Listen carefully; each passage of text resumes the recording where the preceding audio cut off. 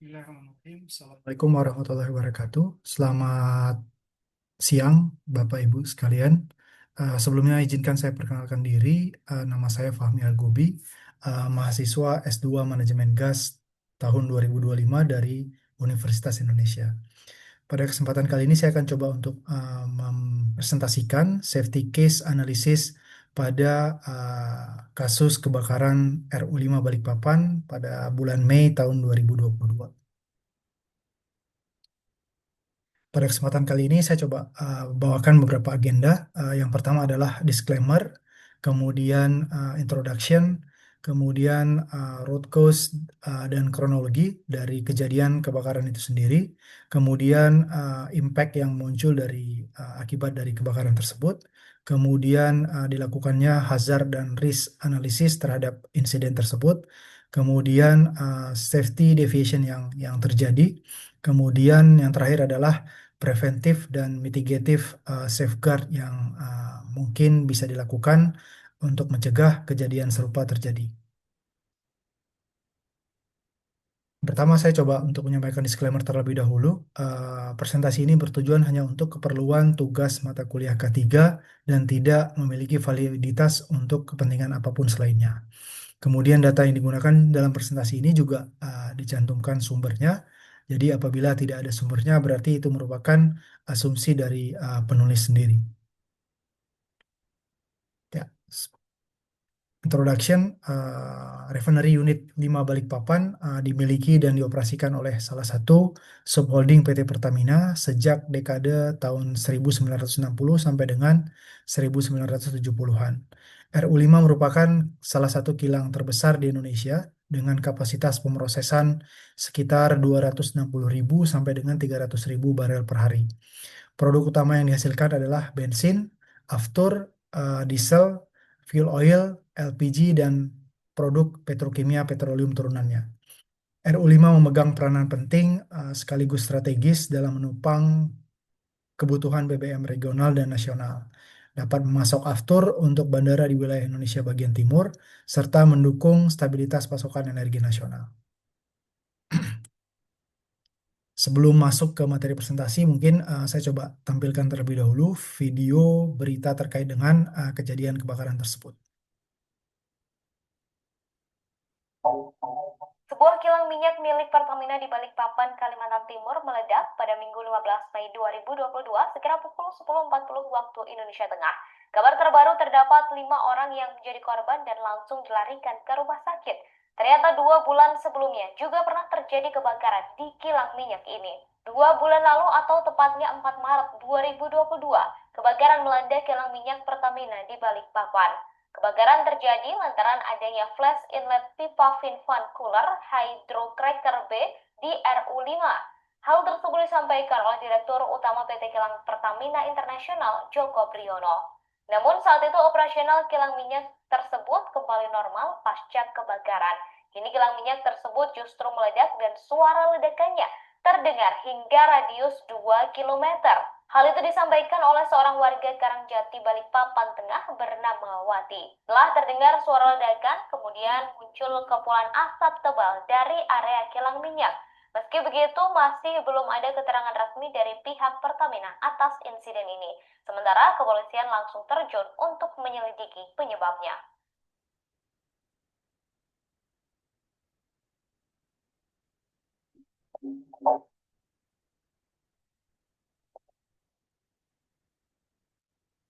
Ya, demikian Bapak Ibu video terkait dengan kejadian kebakaran tersebut. Kemudian root cause yang terjadi adalah pada hari Minggu tanggal 15 Mei tahun 2022 pukul 10.29 WITA telah terjadi kebakaran line outlet C505 MET H2 Gas Wash Kolum di Refinery Unit 5 Balikpapan Subholding Refining and Petrochemical. Kemudian kebakaran line pipa outlet kolom C505 di RU5 Balikpapan itu didahului dengan adanya kebocoran dan dilakukan perbaikan dengan pemasangan klem pada bagian pipa yang bocor tersebut. Kemudian untuk kronologi sendiri itu telah teridentifikasi pada Rabu tanggal 4 Mei 2022 itu adanya laporan indikasi kebocoran pada pipa, lalu dilakukan pengukuran thickness dengan hasil pengukuran terendah pada 2,2 mm dan lainnya pada 6,4 sampai dengan 6,7 mm. Kemudian pada rentan waktu Kamis 5 Mei sampai dengan Sabtu 14 Mei itu dilakukan pemasangan klem sementara paralel dengan dilakukannya monitoring level kebocoran gas itu sendiri. Kemudian pada hari Sabtu tanggal 14 Mei karena level 0% kebocoran itu tidak tercapai secara konsisten, maka diputuskan untuk melakukan OLS, pemasangan klaim OLS ditunda karena adanya kondisi cuaca hujan. Sementara pada hari tersebut juga dilakukan pengukuran, hasil pengukuran itu menunjukkan pada level 0%. Kemudian pada hari Minggu tanggal 15 Mei pukul 7.30 dilakukan pengukuran gas tes dengan hasil 0% dan pada pukul 9.15 dilakukan persiapan pengamanan dengan steam hose. Pada pukul 9.30 eksekusi pekerjaan OLS dilakukan dengan tahapan pemasangan OLS klem di sebelah klem temporari dengan baut longgar, kemudian lepas klem temporari dan dilanjutkan dengan menggeser kelam permanen ke titik bocoran. Kemudian pada pukul 10.28 dilakukan pengencangan baut. Saat finalisasi pengencangan baut terpasang 90%, terdengar bunyi desing dan terlihat cahaya di posisi kuping klem. Kemudian pada pukul 10.29 terjadi kebakaran pada line inlet net gas wash column. Kemudian dilakukan pengamanan dengan emergency shutdown, unit NHT dan platforming.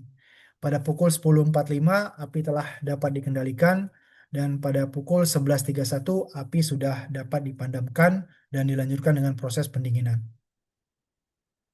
Impact yang terjadi atas insiden ini adalah satu orang korban fatality dan 5 orang korban mengalami luka bakar. Kemudian rusak infrastruktur kilang dan terganggunya proses produksi kilang.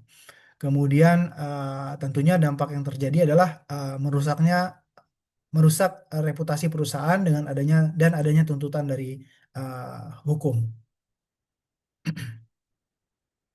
Kemudian dilakukan hazard dan risk analysis dengan menggunakan metode hazard analysis.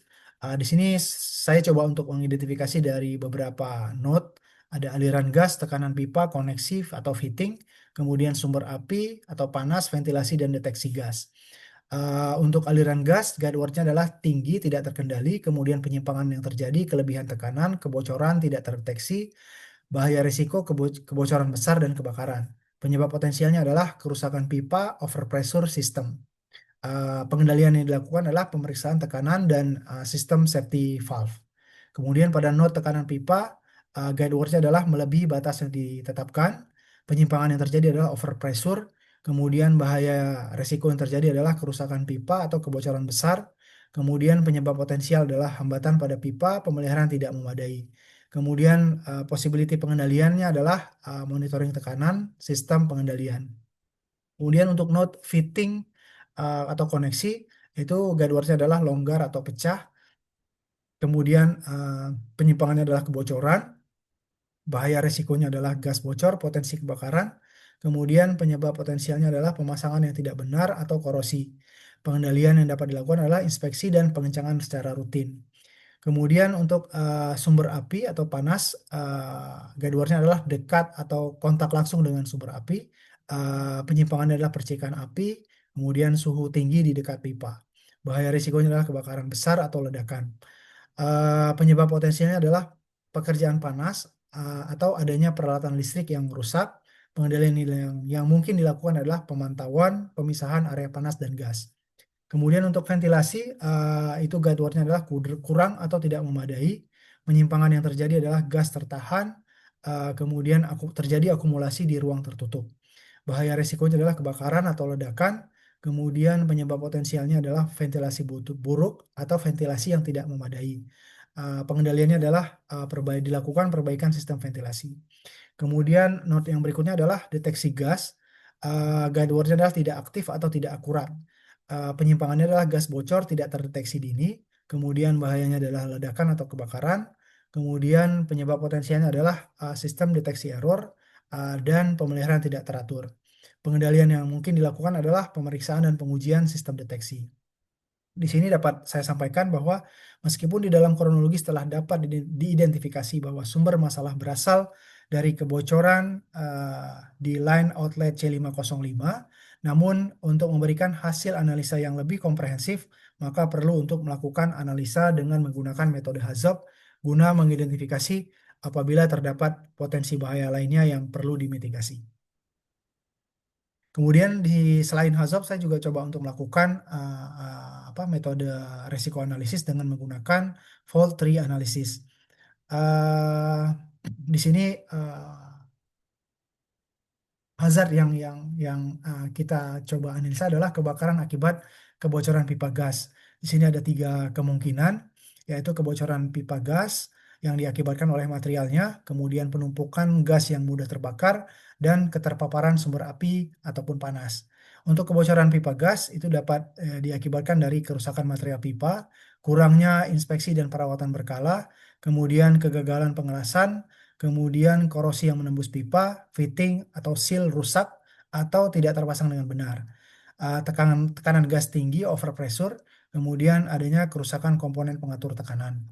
Penumpukan gas yang mudah terbakar, kebocoran gas tidak terdeteksi, kemudian sistem deteksi gas tidak berfungsi, kemudian adanya ventilasi tidak memadai, gas terekspansi di area tertutup, kemudian pipa berdekatan dengan material yang mudah terbakar.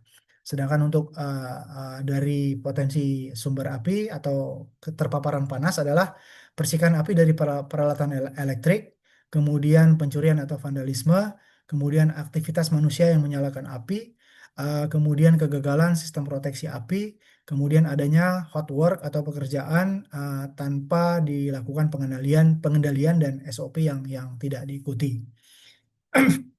Nah, dari analisa FTA di samping dapat dilihat bahwa kebakaran akibat kebocoran pipa gas merupakan node yang paling berpeluang besar penyebab terjadinya kebakaran, sehingga kita dapat memprioritaskan tindakan pencegahan pada node tersebut. Kemudian dari hasil analisa tersebut, kita coba identifikasi kira-kira safety deviation apa yang terjadi pada case tersebut.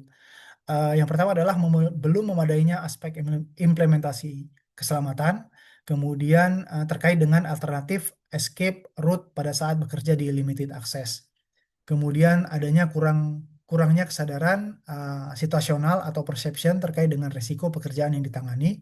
Kemudian program inspeksi pipa belum memasukkan TML atau Thickness Measurement Location sesuai dengan standar API 574. Kemudian belum memadainya instalasi dan program inspeksi kelistrikan yang diimplementasikan di area berbahaya. Kemudian preventif safeguard yang dapat kita lakukan adalah dengan melakukan inspeksi dan pemeliharaan rutin melalui pemeriksaan berkala pada pipa, baik pada sambungan, katup, regulator, ataupun fitting. Kemudian kita juga dapat menggunakan detektor kebocoran, gas leak detector, atau uji sabun pada sambungan. Kemudian dapat dilakukan juga menjadwalkan penggantian komponen yang aus ataupun sudah berkarat. Kemudian memasang sensor deteksi gas di area potensial seperti ruang mesin, dapur industri, dan koridor pipa. Kemudian hubungkan sensor ke sistem alarm otomatis dan pemutusan aliran gas jika terdeteksi konsentrasi yang berbahaya. Kemudian ventilasi yang memadai, kontrol sumber pengapian, adanya prosedur operasi, tersedianya peralatan darurat dan pemadaman, kemudian patuh terhadap peraturan dan standarisasi. Kemudian mitigative safeguard yang dapat dilakukan adalah aktifkan alarm dan evakuasi area sesuai dengan rute yang telah ditentukan. Pastikan semua orang menjauh ke titik kumpul yang aman, hindari arah angin yang membawa gas ataupun asal api. Kemudian kita juga dapat melakukan tutup katup utama, pemutus darurat gas segera bila aman dilakukan. Kemudian apabila tidak dapat ditutup, maka koordinasikan dengan operator sistem atau pemasok gas untuk memutus arah dari pasokan. Kemudian untuk kebocoran gas yang menjala, Gunakan alat pemadam sesuai dengan karakteristik seperti CO2, dry chemical ataupun foam. Jangan gunakan air karena air tidak dapat mendinginkan tapi tidak selalu efektif untuk memadamkan api dari gas murni. Kemudian lakukan evakuasi atau lindungi peralatan struktur yang sensitif di sekitar dengan melakukan pendinginan air dari jarak aman. Buat parameter pengamanan untuk mencegah kebakaran sekunder dan akses yang tidak berkepentingan. Demikian mungkin pemaparan safety case analisis yang dilakukan pada hari ini. Presentasi ini bersumber dari beberapa sumber, antara lain dari detik.com, dari Tribun News, dan juga dari beberapa internal data di internal Pertamina. Demikian saya sampaikan. Sekali lagi saya ucapkan terima kasih atas perhatiannya. Wassalamualaikum warahmatullahi wabarakatuh.